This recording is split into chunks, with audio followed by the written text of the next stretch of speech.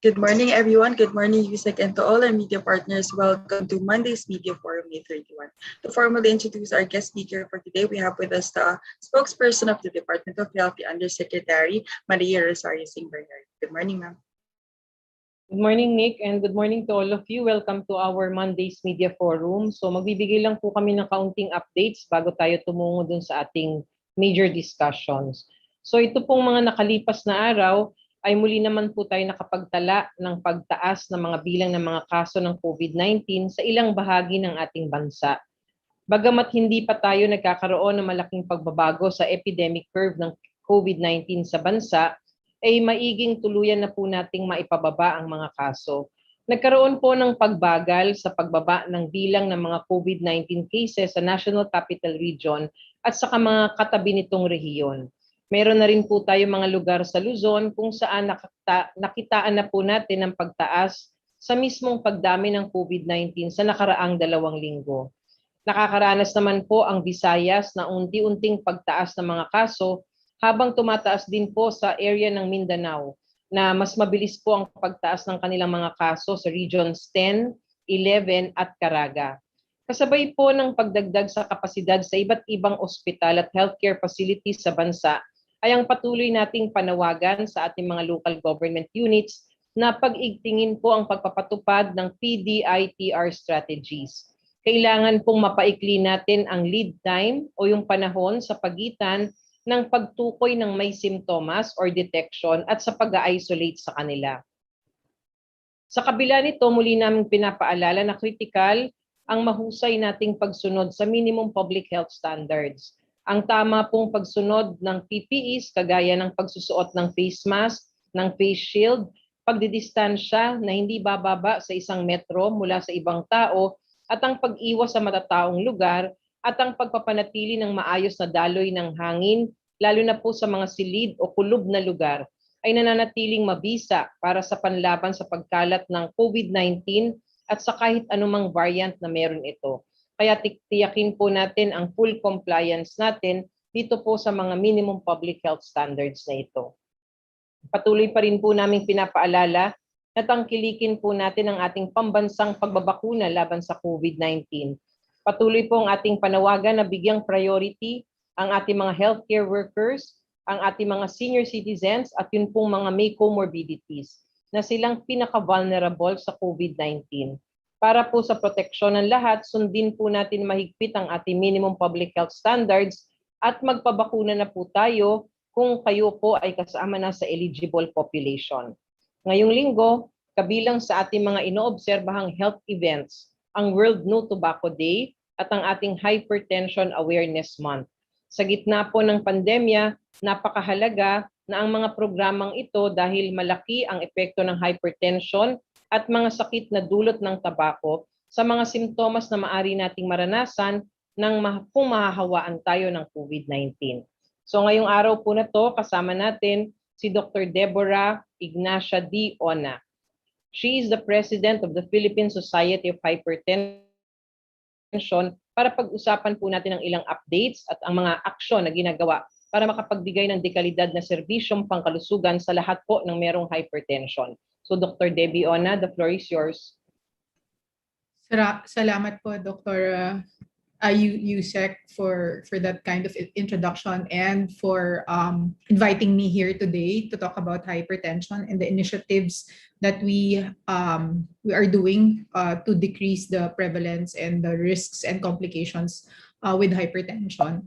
So basically, the problem is that 1.13 billion people worldwide are hypertensive, and 2/3 of those live in the low and middle income countries where we belong.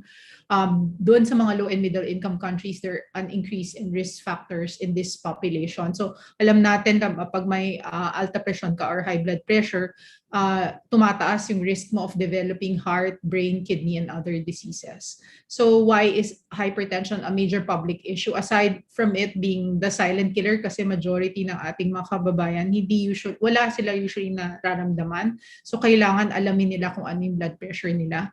So this is a study looking at global burden of disease, and we see that it accounts for 10.8 million individuals all over the world who die because of high blood pressure. That is translated to around 300,000 people dying every day because of hypertension in 2019.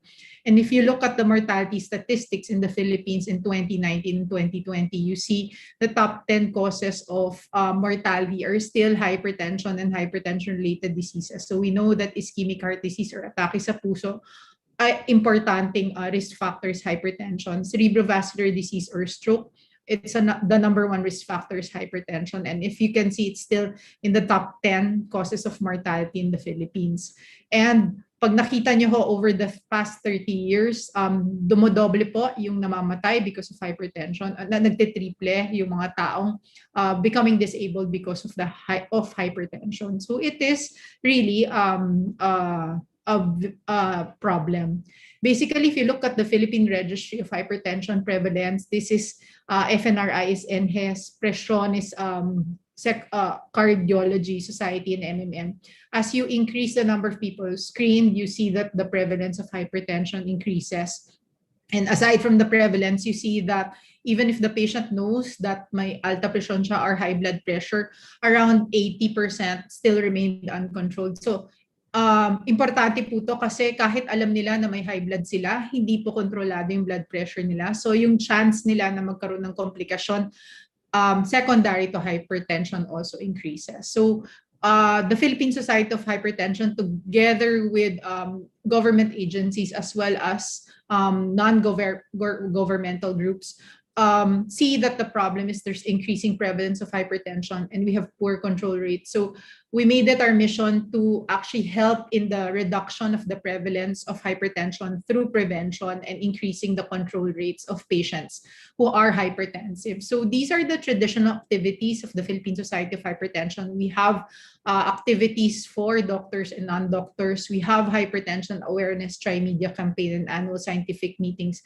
But we felt that we need to really act on the prevalence and the complications associated with hypertension. So we did the projection study of hypertension looking at the mortality and burden of disease. It was undertaken as a basis for a call of action to all stakeholders. Also, we just finished the 2020 Philippine Guidelines for the Management of Hypertension to help practitioners help them manage patients with hypertension with diabetes, CKD, stroke. We included pediatric population and those with hypertension with pregnancy. And we've developed public-private partnerships with everyone because we know that we cannot do it alone. So these are the initiatives that we've adopted, global initiatives that we've adopted. So we know, ngayong buwan po is a hypertension month, and we look at the WHO package of essential non-communicable disease interventions for primary healthcare in low-resource settings, and the WHO resolve to save lives. So we know through the presidential proclamation that May is an hypertension awareness month, and all over the world, every May 17, it's World Hypertension Day. So ito po yung mga kalakip naming mga organisasyon na tumutulong sa amin sa paglaban against hypertension. So May 17 with the World Hypertension League, we actually did a Hypertension Day celebration through campaigns, awareness campaigns. And we partnered with International Society of Hypertension for the May Measurement Month. This has been going on every year, the purpose of which is to increase awareness of all adults regarding your blood pressure. So ang advocacy po namin, dapat lahat ng mga tao sa isang household, alam nila dapat kung ano ang blood pressure nila para kung mataas siya, pumunta sa mga doktor nila. So the May Measurement Month, we're just one of the 100 countries that are involved in this program. So if you want to be involved, you just need to scan the QR code or go to the www.maymeasure.com. It's a year-long program with the objective of increasing awareness of the blood pressure of all patients. The Philippine protocol, this is adopted from the WHO's package of essential non-communicable disease interventions. It seeks to reduce the rates of lifestyle-related non-communicable diseases through early screening and timely treatment in primary care settings. So this has been ongoing with the Department of Health. So an initiative that we had in partnership with the Department of Health Region 4 is known as the One Cavite Project. It's a cardiovascular risk assessment and management initiative.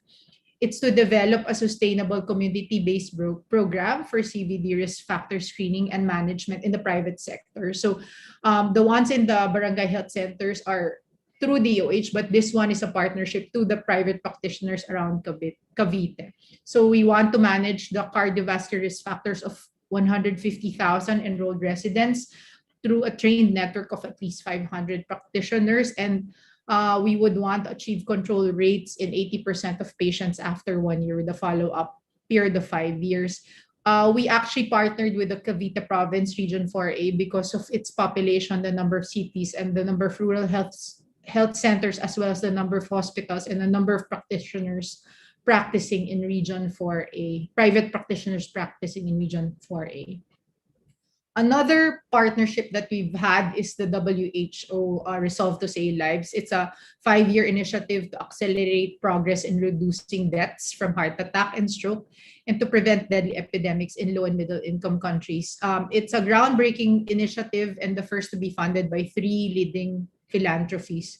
So the objectives of the Philippine Society of Hypertension collaboration with the WHO DOH Resolve to Save Life project is to assist in the creation of hypertension learning modules and treatment algorithms for our primary health care personnel, and serves as expert panelists in the cascading of the learning modules throughout the country. So I think those are the initiatives that we've done. So our action points is for prevention. How do we prevent? We have to screen all patients, know their cardiovascular risks, and institute lifestyle modifications. We have to measure accurately and efficiently, and we need to treat early and effectively and treat to target. We reduce complications and achieve higher control rates.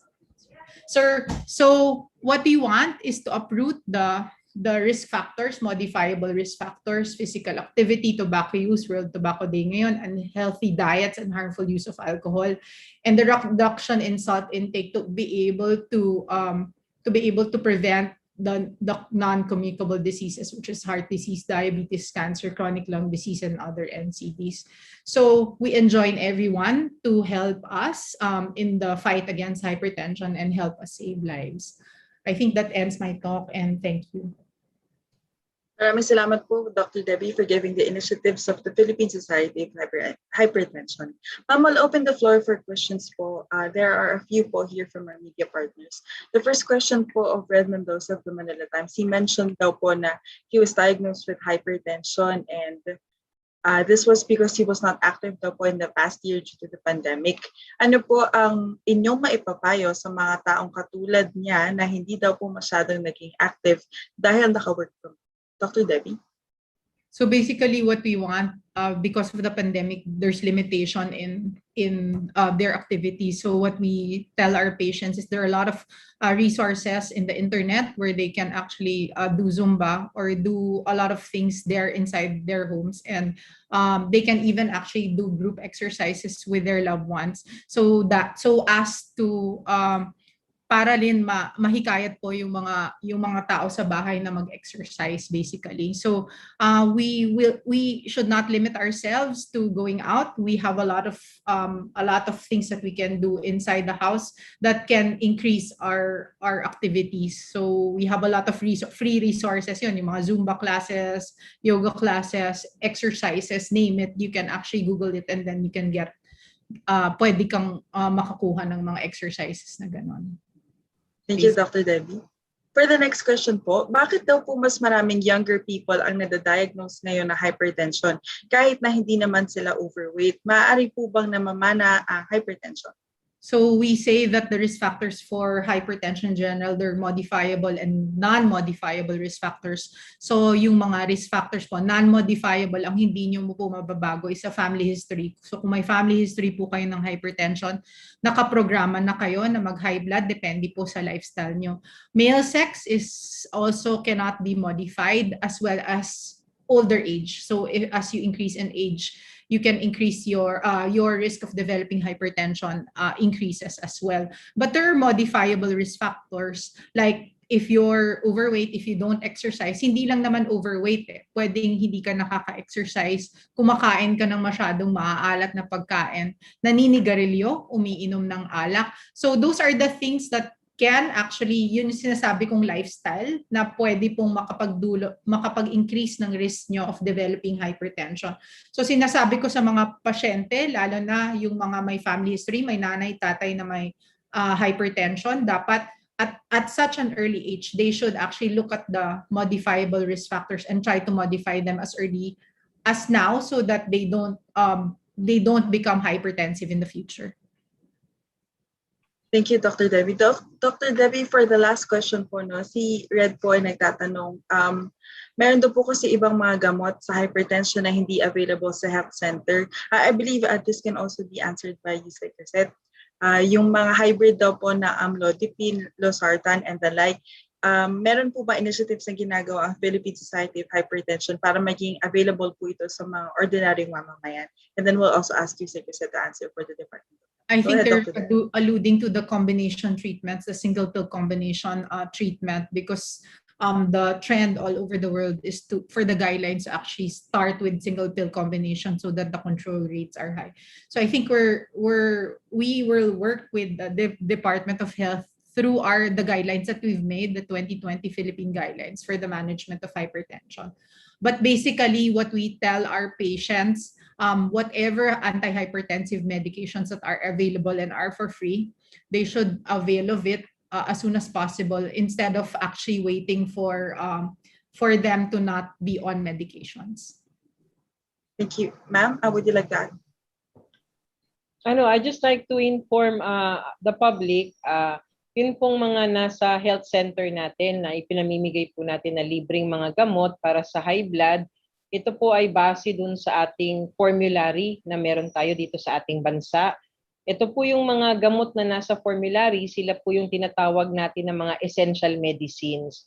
At ito po, base sa batas, ito po ang maaring mabili ng ating gobyerno para ipamahagi sa ating mga kababayan.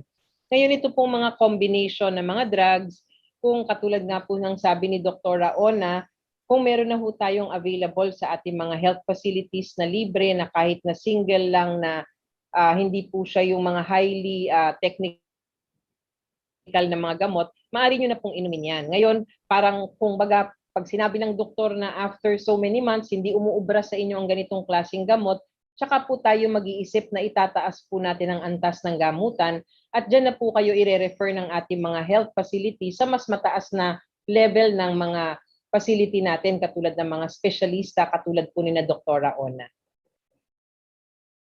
Maraming salamat po, Yusek. Dr. Ona, I believe those are all the questions our media partners has with regard to hypertension. Ma'am, Dr. Debbie, may gusto po ba kayong mensahe na nais na iparating sa ating mga kababayan before we proceed with the DOH questions? Go ahead, Dr. Debbie. Thank you. Siguro ang isang advocacy ng Philippine Society of Hypertension na dapat lahat ng Pilipino alam, so 18 years old and above, alam nila kung anong blood pressure nila, kasi nakikita natin na hindi lahat wala ho kasing ang karamihan ng mga pasyenteng may hypertension, wala silang nararamdaman. So the only way to actually prevent it is to know what your blood pressure is.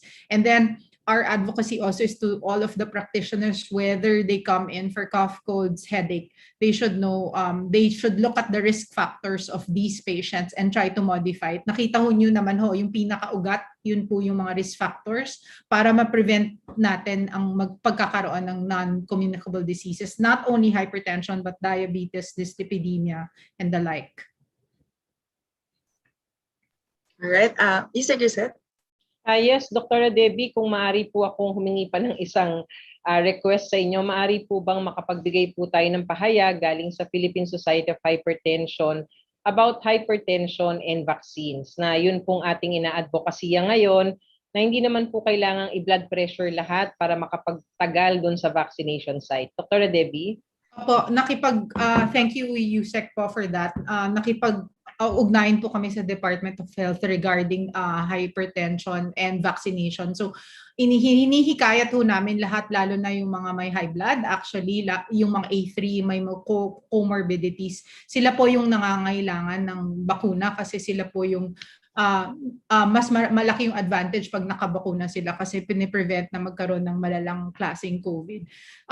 Tama si Yusek Rosette na hindi na ho kailangan mag-blood pressure sa vaccination site. Importante lang sa lahat ng mga pasyenteng may hypertension, dapat kontrolado po yung blood pressure nyo bago kayo pumunta sa vaccination sites. Kung hindi po kontrolado, kailangan nyo pong patingin sa mga doktor po ninyo para i-control yung blood pressure po ninyo. Maraming salamat, Dr. Debbie. So I guess isa po yung patotoo na galing na po sa mga eksperto sa hypertension ang nagsasabi na hindi naman po natin kailangang gawin ang vital health screening katulad ng pag-BP sa lahat ng ating mga kababayan magpapabakuna. Atin lang pong titignan talaga, especially our doctors will be assessing who will need it the most kapag po nandun na sa vaccination site. But ang paalala pa rin po ni Dr. Debbie, bago pumunta doon, kailangan alam nyo na kontrolado po ang inyong sakit na hypertension para po kayo mabakunahan na agad. So thank you very much, Dr. Debbie Ona, sa pagpapaunlak sa amin na makasama namin kayo ngayong araw na ito. Thank you po, Dr. Maraming salamat po, Dr. Debbie. Ma'am, I'll be going through the questions that were submitted yesterday. There are a number of questions from media partners that are asking related questions po with regard to the variant detected in Vietnam. I'll read the question po of Jocelyn Domenden of Remate News. Ano po ang reaction or comment ng DOH regarding sa nadiskubre sa Vietnam na bagong variant ng COVID na mabilis kumalat sa hangin at kombinasyon ng India at UK variant?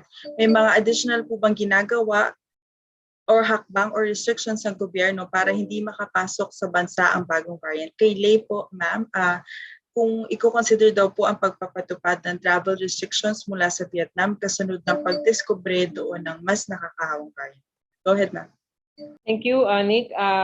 Unang-una, kailangan natin maintindihan ang proseso.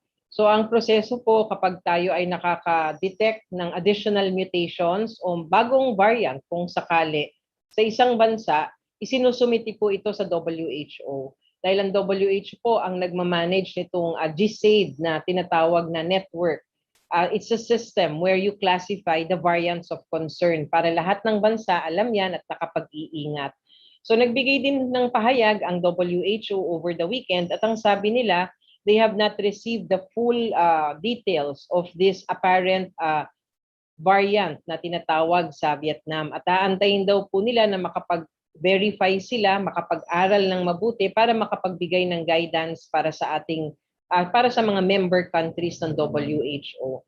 So for now, we still do not have sufficient evidence for this. Kailangan lang po natin pag-igtingin pa rin ang ating pagpapatupad ng minimum health protocols. Kailangan natin lagi tandaan, whatever variants that there may be dito po sa ating bansa, kung tayo po ay strictly nagpapatupad ng health protocols natin at saka tayo ay nagpabakuna, tayo po ay protektado. So alalahanin po natin yan, hindi po natin kailangan magpanik dahil po dito sa balitang ito. Pag-igtingin lang po natin ang pagpapatupad ng ating health protocols and we will be protected from any of these variants. Thank you, ma'am. Ma'am, from Caroline Bongkin po of CNN, bakit daw po bumababa ang testing rate? Kamusta po ang testing sa NCR, Visayas at Mindanao? Yes, Caroline, there may be a lot of factors with this testing rate na tinitignan natin. Pag tinignan natin ng NCR, nakikita natin na bumababa nga ang mga testing or submission of specimens and the testing actually. So dati nakaka-average tayo per week ng about 232,000. Bumaba yung sa NCR to 189,000. Part of this would be maybe the reduction in the number of cases. Second, it might be that we are using another testing methodology kasi for this NCR plus bubble. Para naman sa Visayas and Mindanao, parehong tumaas ang kanilang weekly outputs for their test. No? So sa Visayas, nagkaroon sila ng Dati nag-average lang sila ng 46,000 per week. Ngayon, it's 50,000 tests na nakikita natin na nag-average sila. No? It's a moving average per day which we compute by the week. And then sa Mindanao naman po, dati ay nakakapag-average lang sila ng 29,000 tests. Ngayon po, they are averaging at 42,000 tests. So nakikita ho natin yung pagtaas ng testing outputs dun sa mga lugar na naapektuhan ngayon ng pagtaas ng kaso. At dito naman po sa NCR, nakikita natin ang konting pagbaba. Ngunit sabi ko nga, maaring apektado ito ng mga factors na meron tayo ngayon, katulad ng paggamit ng ibang form of testing methodology, and also yung pagbaba ng mga kaso dito sa ating lugar. Thank you, ma'am. Ma'am, from Caroline po as well as from Ray. From Caroline po, ano daw po yung specific provinces sa Visayas at Mindanao ang pinaka-tumaas ang kaso? From Ray naman po, Octa Research warned of a possible ripple effect sa Visayas and Mindanao where they said COVID cases could surge like what happened in NCR. She's asking for a comment po. Thank you. Okay, yung mga probinsya sa Visaya at sa Mindanao, no? So nakakita tayo ngayon ng 12 regions na may positive growth. While 6 of these 12 regions ay may increasing growth rate. Ito po yung mga regions ng Caraga, Region 4B, Region 6, Region 1, and Region 7. Ang Region 1 and Region 7 are showing an increase from negative to positive growth rate. Ngayon, pag pinag-usapan po ang average daily attack rate, ang highest po natin ngayon is at 8.8 per 100,000 population, and this would be yung Region 2, followed by CAR at 8.4, and followed by NCR at 8.11 per 100,000.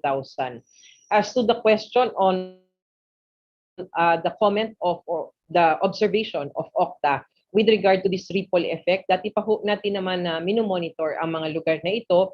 We already have flagged this even during last month pa po, nung nag-umpisang tumataas na itong mga kaso sa Visayas and Mindanao. And the observation of Octa is similar naman po dito sa ating direction for actions ng ating national government para bigyang tugon natin. Ayaw po natin na dadating tayo dun sa punto na magkakaroon ng similarity yung nangyari from the NCR dun sa Visayas at Mindanao. Kaya as early as now, talagang binibigyan na po ng adequate support ang mga lugar na ito so that we can expand the capacity of their hospitals, expand testing capacity, and also yung pong ating mga suporta dun sa mga equipments na pwede nilang gamitin, especially for expanding their ICU beds. Ma'am, the question po of Greg Gregory of TV5, based on monitoring or study, ano yung pinaka-reason o dahilan bakit ayaw magpabakuna na ilang Pilipino po? Well, Greg, dun sa SWS survey na recent na lumabas, no? So the top reasons why people are hesitant to get vaccinated, unang-una yung safety. Sabi nila natatakot sila dun sa adverse events. Pangalawa, yung efficacy. Na sinasabi nila na iba-iba ang efficacy ng bawat bakuna. So parang hindi sila nakukumbinse about these different studies. Meron din pong sinagawa na online survey ang Department of Health kung saan 43,000 plus ang ating respondents, all from A1 to letter C. No? So ibig sabihin, it's an expanse of our population kung saan ang lumabas dyan sa survey na yan, ang top 3 na reasons why hesitant sila magpabakuna. Una, yun pa ring possible na maging epekto sa kanilang katawan, yung adverse events. Pangalawa, it's because of this information, negative information that they hear circulating, no? Especially from the social media platforms. And the third is hindi nila iniisip na epektibo itong mga bakunang to. So ano ba ginagawa po natin para po natin labanan itong hesitancy ng mga publiko natin ito?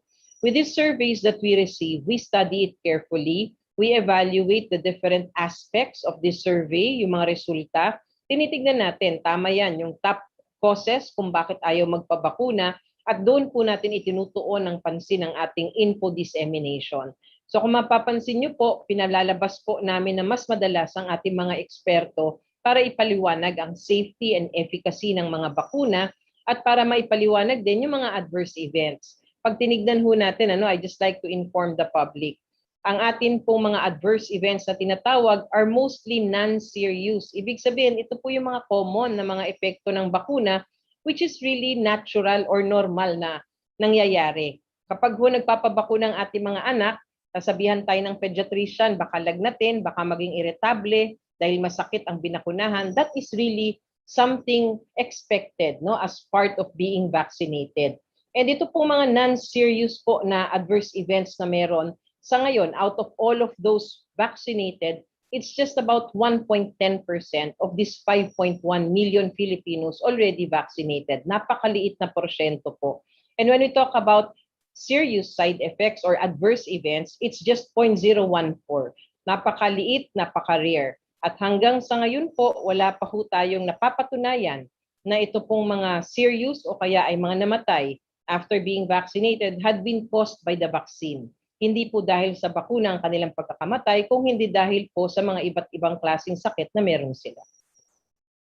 Thank you, ma'am. Ma'am, you were able to answer the question po of Greg with regard to yung ano daw po yung solution ng government para ma-address yung problema sa vaccine hesitancy. Would you like to add to that, ma'am? I said it already, and of course, we're conducting yung mga town hall, no? So hindi po kami nag-remain na ito lang ang ating programa through media or through social media platforms. Gumagawa po tayo ng mga focus na town halls kung saan ina-identify po natin yung mga grupo na makakatulong para ma-solve natin itong vaccine hesitancy at yung mga grupong malalapit dun sa mga dapat natin maging sektor na priority sa pagbabakuna. So kami po ay nakagawa na ng 75 na town hall meetings kung saan nagkakaroon naman po tayo ng pag-increase ng kumpiyansa, makakatapos na makapagbigay tayo ng impormasyon sa kanila. Aside from that, we are slowly, no, bumababa tayo sa baba para makapag-touch base tayo dun sa mga sektor na kailangan po natin makausap at para makumbinsi sila. Pero gusto ko lang sabihin, sinasabi rin ng ating mga eksperto that we cannot really communicate our way out, no, para tumaas ang pagbabakuna. Meron din po tayong kailangang tignan sa parte naman ng supply side o sa amin, sa gobyerno, na yung access na parte. Kaya isa po yan sa tinitignan natin ngayon together with the vaccine cluster kung paano pa natin mai-improve ang access ng mga tao dito sa pagbabakuna natin para mas dumami pa ang magpapabakuna. Thank you, ma'am. The next question po, may latest data or study po ba kung ilan ang percentage ang nabakunahan at yung ayaw magpabakuna? May study ba kung saang mga lugar ito? Again, Nick, sorry. Nick? Ma'am, sorry. Latest data daw po or study kung ilang percentage ang nabakunahan at yung ayaw magpabakuna? May study ba kung saang mga lugar ito? Meron ngayong mga datos, no, ang ating vaccine cluster as to refusals, as to deferrals. Pero sa ngayon hindi ko hawak ang datos. Ibibigay namin sa inyo mamaya para maipakita. Pero ito ay kasama sa mga pinag-aaralan ngayon ng vaccine cluster at ng Department of Health para makita nga natin kung saan tayo dapat mag-focus ng mga lugar at mag-focus sa mga sektor sa society. From Sheila Crisostomo, updates daw po kung saan may super spreader event at ilan ang kasong involved dito and may nakasuhan na daw po ba?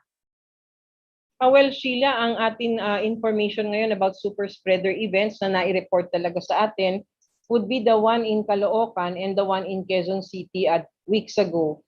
Kung saan nakapagbigay naman ng pahayag ang dalawang local governments na to na sila po ay nagkaroon ng mga investigasyon at they were able to sanction the local officials na involved dito po sa mga nangyaring to. From my information for Quezon City, I think 55 turned positive in that super spreader event. So gusto lang ho namin ipaalala sa ating mga kababayan na ito pong super spreader event, ito po yung mga pagkakataon or mga activities na ginagawa kung saan maraming tao, there is crowding, meron pong mga activities na very risky katulad ng kantahan, katulad ng sigawan, katulad ng pagkain ng sabay-sabay na maaari po makapagdulot ng mas maraming impeksyon at makahawa sa buong komunidad. So, ina-advise lang ho natin ang ating mga kababayan, nandito pa ho yung virus, bagamat bumababa ang ating mga kaso, kailangan pa rin ho natin mag-ingat, patuloy na mag-ingat para hindi na tayo magkaroon ng ganito mga events. The second question po of Sheila, may na-issue na daw po ba na EUA ang FDA for Sinopharm?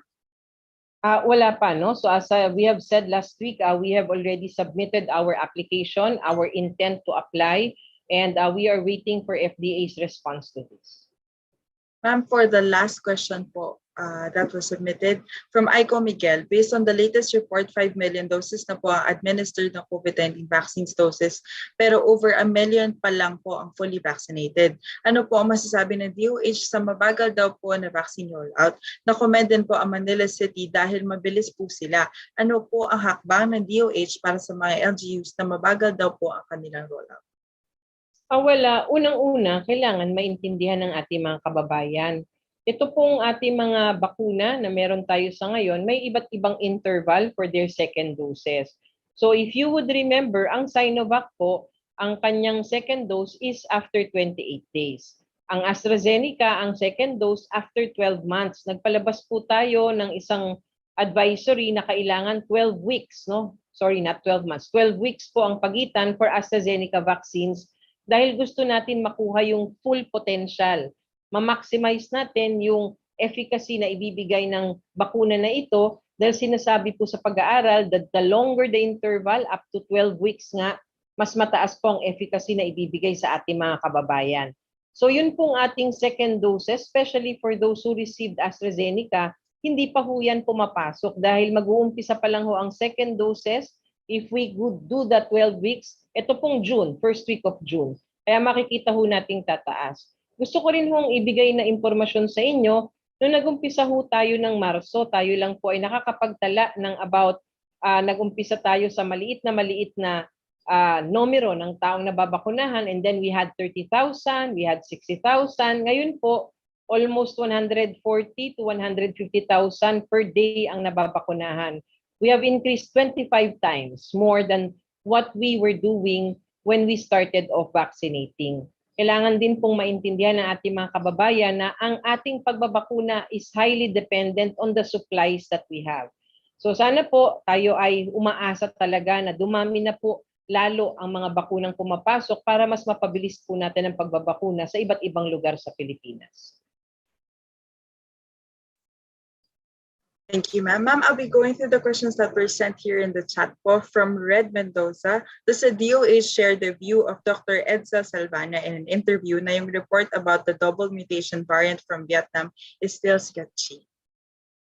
Well, I don't like to use the word sketchy. Pero sabi ko nga sa inyo kanina, kailangan natin ng sufficient na ebidensya. At nakakakuha po tayo ng ganitong verification, validated information from WHO.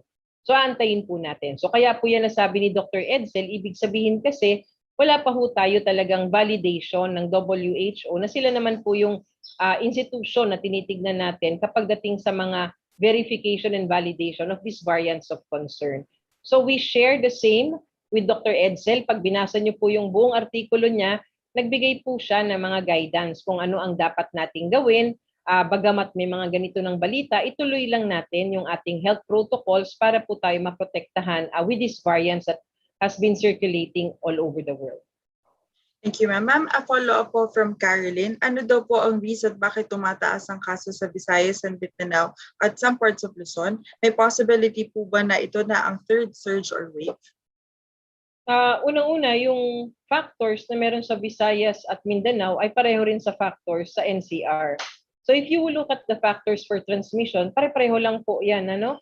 Yung mobility factors na andyan po yung compliance din ng tao, na andyan din po yung tinatawag natin yung duration from the time that a person is identified as sick to the time that the person was isolated. So napakalaking bagay po yan sa lahat across NCR, Luzon, Visayas, Mindanao. Kung hindi po natin shorten itong period from detection to isolation, mas marami pa hong magkakasakit. So tinitignan ho natin yung factors, it's multifactorial. Nandyan din ho yung factor ng variants, of course. At ito po ay pare-pareho lang sa bawat lugar dito sa ating bansa kung bakit tumataas. Pangalawang tanong ay kung may posibilidad na third surge or wave.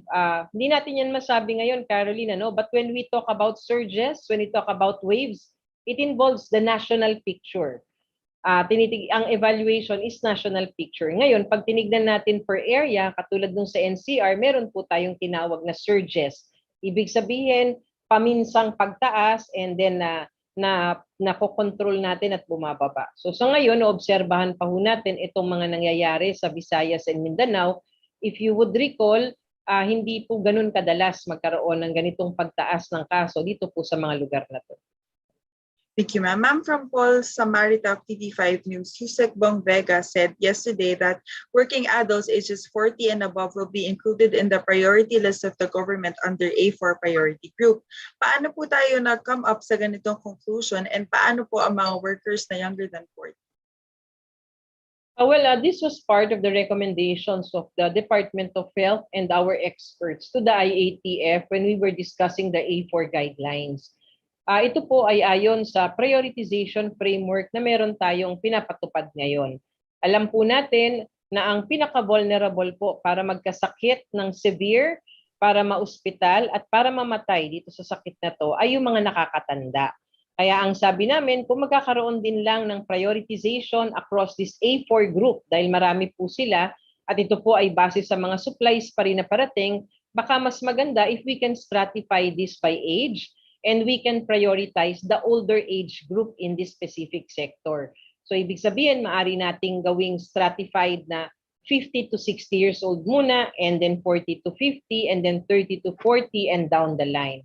Hindi po natin ini-exclude ang ibang tao na less than 40 or maybe the other sectors or other age group.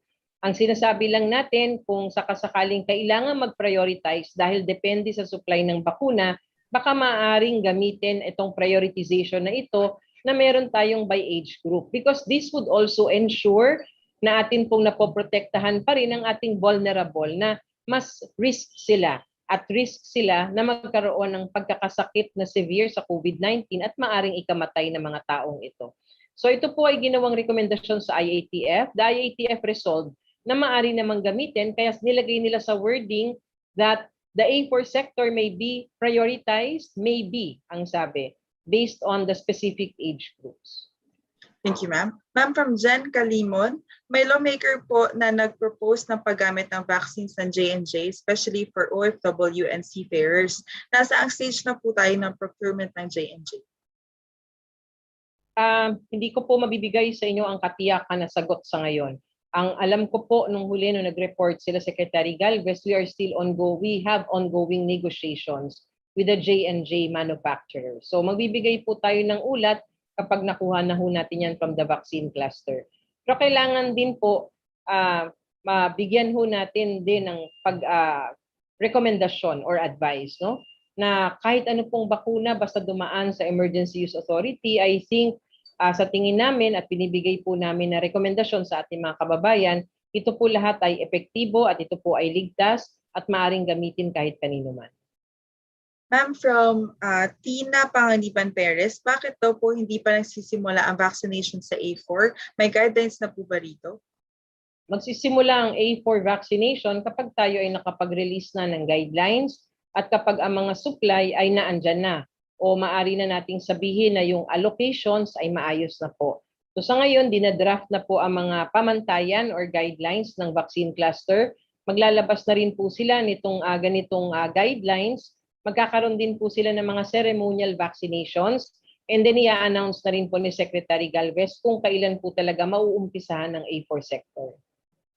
Thank you. Ma'am, clarify lang po from AICO, sabi ko na po ito kanina, ma'am, recommended daw po ang Manila City dahil mabilis po sila. Ano daw po ang hakbang ng DOH para sa mga LGUs na mabagal daw po ang kanilang rollout? In connection to this, ma'am, ang tanong naman po ni Sheila ay mag-i-impose na po ba tayo ng sanction sa mga LGUs na mabagal daw po sa vaccination? Hindi, no? So ang ginawa ng ating vaccine cluster, I think for the past 2 weeks already, ginawa na nilang, tinitignan na nila yung performance ng local governments bago sila makapagbigay ng karagdagang alokasyon. So ito ay para i-incentivize ang ating mga local governments to perform better, na mas maitaas nila ang antas ng pagbabakuna para nare-receive nila yung kaukulang allocation nila.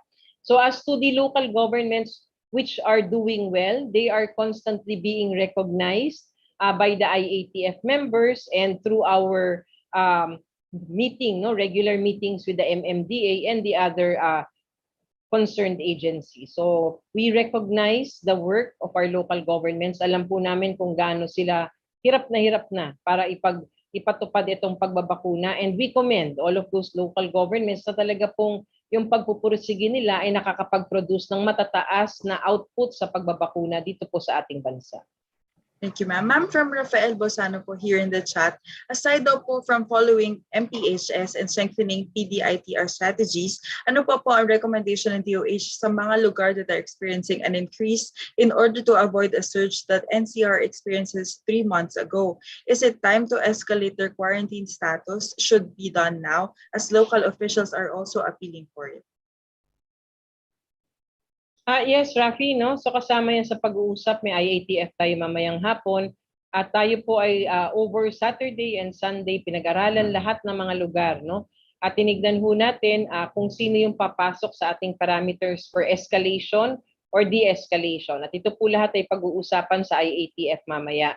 Let me just give that information na kapag ka po tayo ay gusto natin makontrol ang mga pagkalat o yung transmission sa isang lugar, yun pong minimum health protocols, isang bahagi lang po yun.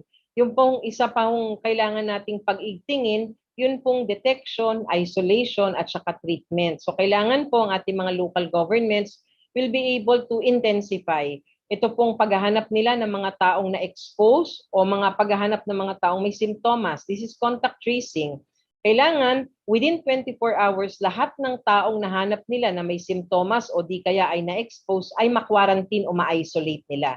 This is the most critical na response o aksyon na maaari nating gawin para ma-break po natin ang chain of transmission sa bawat lugar dito sa ating bansa. So nagpapaalala po kami, aside from complying with the minimum health protocols that we are advocating for, ito pong detection, isolation at treatment ay kailangan pag-igtingin ng local governments. Kailangan din po sila magsagawa ng mga granular lockdowns. Hindi po tayo pwedeng, we are just relying on the general community quarantine classification of the national government. Kailangan within their local governments, nakakapag-identify din po sila ng areas na maaari po nilang isara para po mas makontrol ang pagkalat ng mga sakit dun sa kanilang lugar. Thank you, ma'am. Ma'am, for the last question for today, if you have this data po, mas tumadami daw po ba ang new variants na nakita sa Visayas at Mindanao? From Caroline po. I will post the disaggregated number of these variants according to the regions na nakitaan natin sila for these 200 plus newly detected individuals with the variants. Ang napapansin po natin na in some of the areas na nakikitaan natin ng pagtaas, nakita rin po natin ang pagtaas ng numero ng mga variants na meron po diyan. Pero katulad po ng lagi nating sinasabi, it is not just the variants that we are talking about. Pag tinabi natin ang mga factors sa pagtaas ng kaso, meron pa rin hong mga ibang factors that we consider like mobility, compliance to minimum health protocols, and LGU action. So lahat po yan ay dapat isang buo na ina-analyze para alam po natin kung anong aksyon ang kailangan natin isunod. Thank you, ma'am. That is the last question po for today. Ma'am, if you have your reminders po before we end today's forum. Yes, thank you, Nick. Gusto lang natin magpasalamat uli kay Dr. Deborah Ignacia D. Ona. She is the President of the Philippine Society of Hypertension dahil naibahagi niya po sa atin ang importanteng impormasyon na dapat malaman ng ating publiko tungkol po sa high blood na napaka-importanting sakit. Dahil alam po natin, marami po sa ating mga kababayang Pilipino ay may mga ganitong pagtaas ng mga blood pressure at kailangan ma-monitor. Katulad po ng sabi ni Dr. Deborah, 80% ng mga nakikita nating may high blood dito sa Pilipinas ay uncontrolled. Ibig sabihin po, hindi nakokontrol dahil baka hindi umiinom ng gamot. Meron ho tayong mga libreng gamot sa bawat health center natin. Katulad ng sabi ni Dr. Ona from the Philippine Society of Hypertension, maaari na po nating tangkilikin at inumin yung mga gamot na binibigay sa ating health facilities. At kung sakaling hindi yan makokontrol sa pag-monitor natin araw-araw, tsaka po tayo kahanap o magpupunta sa mga espesyalista para madagdagan o mabigyan ng mas appropriate na gamot for high blood. Sinabi rin po ni Dr. Ona na ang pagpapacheck ng blood pressure or other vital signs hindi na po kailangang imandato sa bawat vaccination site. Ang i-BP na lang po natin yung meron pong mga high risk for this specific disease para po hindi maging balakid sa mas mabilis na pagbabakuna dito sa ating bansa. Tandaan po natin na ang responsableng pagbabahagi ng wastong impormasyon ang isa sa mga susi sa isang ligtas na pagsupil nito sa pandemya ng COVID-19. Kaya kami po dito po sa Department of Health ay nagpapasalamat sa ating mga kasama dito sa Media Forum ngayong araw na ito at sa lahat po ng nakikiisa sa paghahatid ng wastong impormasyon sa ating mga kababayan. Sa harap po ng nakikita nating muling pagtaas ng mga bilang ng kaso ng COVID-19 sa ating bansa, critical po ang pagsunod nating lahat sa minimum public health standards. Napatunayan na po natin ang bisa nitong minimum health standards na ito, kaya sundin na po natin ito para sa kaligtasan natin at kaligtasan ng ating mga mahal sa buhay. Muli po nating pinapaalala na kung kayo po ay eligible na magpabakuna na po tayo at gawin po natin lagi ang minimum health protocols para po tuloy-tuloy na po tayo na magkaroon ng end o katapusan dito po sa pandemya na meron tayo ngayon sa ating bansa. Thank you very much to all of you. We will see you on Friday. Maraming salamat, Nick. Thank you, ma'am, and to all our media partners.